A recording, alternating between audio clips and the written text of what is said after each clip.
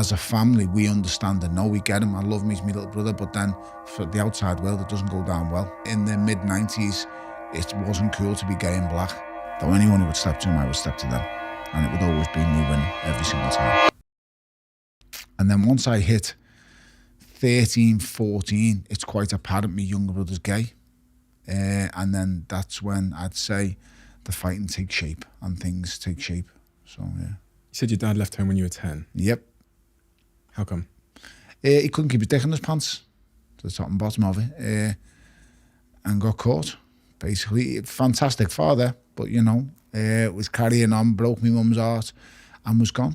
Yeah, so a product of most men, to be honest. But that was the reason my dad was gone. So he was carrying on. He had an affair with some scuttbag of a woman who knew he was married with 4 kids, and yeah, he let the thing in his pants rule his head, and a thing that he regrets every single day for the rest of his life, which he constantly tells me and does. But these are the mistakes men make. What impact did that have on your mother at the time? I was heartbreaking, absolutely heartbreaking. As a kid growing up, it's not nice, mate. Watching your mother cry herself to sleep at nights, and the other things that go on in life is heartbreaking. Very, very tough. And you'd only understand how tough it is when you look back as a grown-ass man. You realise how tough and hard it really is. So, heartbreaking, yeah. Getting to see the impact of like infidelity in your own home, has it impacted what you're like as a man with your... Oh, that's deep. I've never been asked questions like this, but it's all good. Yes, it does. I had a life where I try my best to learn from others' mistakes and not just my own. So I would never, ever in a million years have an affair. Ain't happening. Just not going on. Not a chance. Things sit with me, and I say I try my best to learn from other people's mistakes. But yeah, growing up in that period of time and that part of my life was very, very difficult. And you have to learn to adapt. So then at that stage, your home's broken, and my friends then become my family. Me closest friends, that the 5 or 6 of us that all go to school together, they become my best friends, and they become me brothers from there on in. And you learn to cope with life and do things. Just because my dad done what he done, he didn't detract anything from as a father. He was a brilliant father. He's been my greatest supporter since the day I was born. I'm his shining light. He believes in me like no one else could ever believe in me. Like, he adores me. I know he does. And I adored him. I would do anything for my father. But yeah, them years when he's gone, very, very difficult. Especially when he goes to prison as well. So that's hard as well. You mentioned you're finding out that your brother was gay being a pivotal moment. Why? We always had a conscious thought that he was, because my brother's gay. He's not like hide away. You hear my brother before you see him. You know, he's out there. He really is. So we knew it quite early on, but as I say, as time goes on and you see the environment that he's raised up in, he's constantly around women, and yeah, he just adapts, and we see where it's going. But as a family, we understand and know, we get him. I love him, he's my little brother, but then for the outside world, it doesn't go down well. In the mid-90s, it wasn't cool to be gay and black. Like, my brother's darker than me, so he's the same shade as you, our Liam, and that just didn't go down well. Yeah. Picked on in school regularly. In the junior school, it's not too bad. It's okay, because it's kind of just looked at as being, you're loud and you're out there.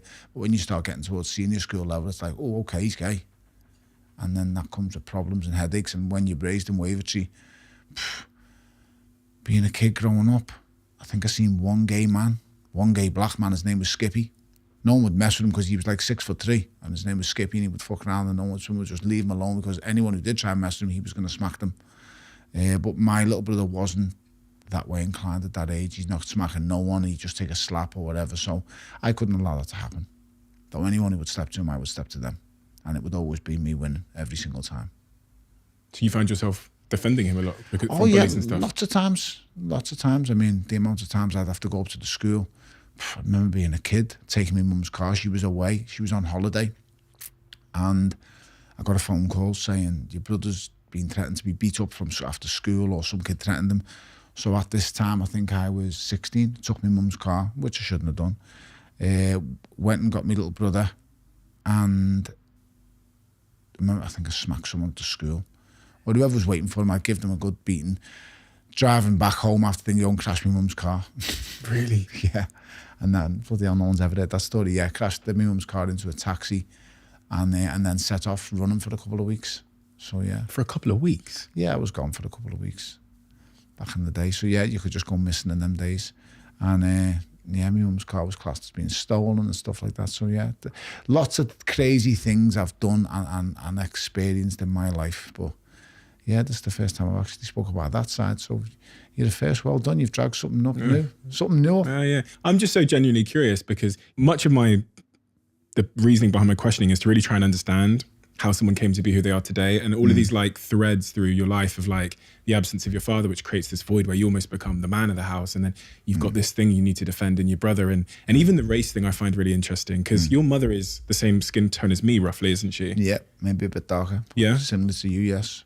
But you're significantly lighter than me. Yes. So having a mother who is, I'm guessing, considers herself to be a black woman. She's black. Yeah. Yeah. And growing up in that environment where there wasn't a huge amount of black people, did you find I was wondering this when I was reading about your story. Did you find yourself almost like a little bit like identifying with that community while also not being considered part of it by? Do you know what I mean? Yeah, of course. So you're not black enough for the brothers and you're not white enough for the white people. So yeah, I've got that since I was a kid, but it doesn't bother me in the slightest. It did growing up because you're trying to think, who do I relate to, what do I relate to? I relate to just being a decent person. I try and do the right thing. I've done enough bad things in my life to know that I'm a good person, if that makes sense. So yeah, after race, colour, creed, it doesn't really bother me. You're either good or you're bad. But yeah, it's not hard. I've always wondered what it must have been like for my mother growing up, because that must have been very difficult, especially for, and I know it was difficult for my mother and father to be together when they first got together, because my father's coming into a period at the time where the Toxteth riots are happening, and for a white man with, a black woman and black kids and stuff, he's had his fights regarding that as well. But for my mother, it must have been horrific at times. Must have really been hard. So, but she's strong. She's a strong woman, and she can get through anything. I saw that a lot. My mum, obviously, my dad's white. My mum's from Nigeria, so okay. My mum, we moved to Cornwall, right, where everyone's white.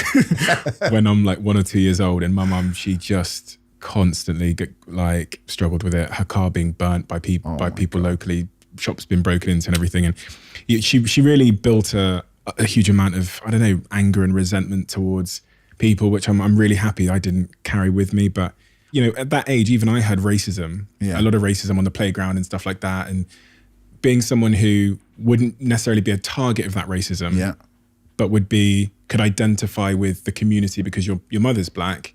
Was that ever like a thing where you would hear people would have the guts to be racist around you, but because they wouldn't think you'd be offended by it? But did your mum give you advice on how to get through that?